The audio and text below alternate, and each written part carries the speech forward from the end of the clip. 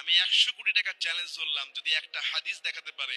আজকে আমি আসতেছি আপনাদের সিলেটে, একজন আমার হোয়াটসঅ্যাপে পাঠাইছে, এক বাটপার লোকটুক নাই সামনে, ফর্দা একটা পিছনে টাঙ্গায় নিজের রুমের ভিতরে 100 কোটি টাকা চ্যালেঞ্জ দিতেছে ভাইরাল হওয়ার জন্য। সবে বারাত আর হালুয়া রুটি, সবে বারাত যদি নামাজ আছে প্রমাণ করতে পারে তারা 100 কোটি টাকা দিব। তুই রুমের ভিতরে ভিডিও করস মোবাইল দিয়া, আর হ্যাঁ চ্যালেঞ্জ দে 100 কোটি টাকা। ভাত খাই তো ভাত খায় না, হ্যাঁ বলে সবে বারাত প্রমাণ দিতে লেভেলে 100 কোটি টাকা দিব। এই কাঠমোল্লা, 100 কোটি টাকা না, তোর 100 কোটি টাকা তুই আমারে দিতে হবে না।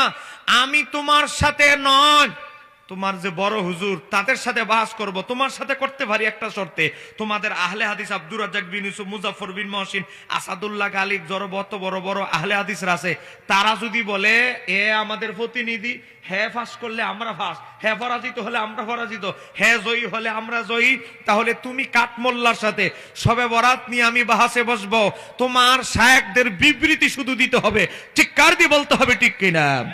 আমি সিলেটে এখন আপনাদের মৌলভীবাজারে ঘোষণা দিচ্ছি, যদি হালাল দাদা প্রমাণ করে থাকো, প্রমাণ করতে চাও, হালাল দাদা দাবি করে থাকো, আসো মুফতি শহীদুল্লাহ বাহাদুরের সাথে আমি প্রমাণ করে দিব শবে বরাতের কথা কোরআনেও আছে, সহিহ হাদিসও আছে, 4 মাযহাবী ইমামেও আছে, সাহাবীরা পালন করছে, তাবিরা পালন করছে। চিৎকার দিয়ে বলতে হবে ঠিক কিনা।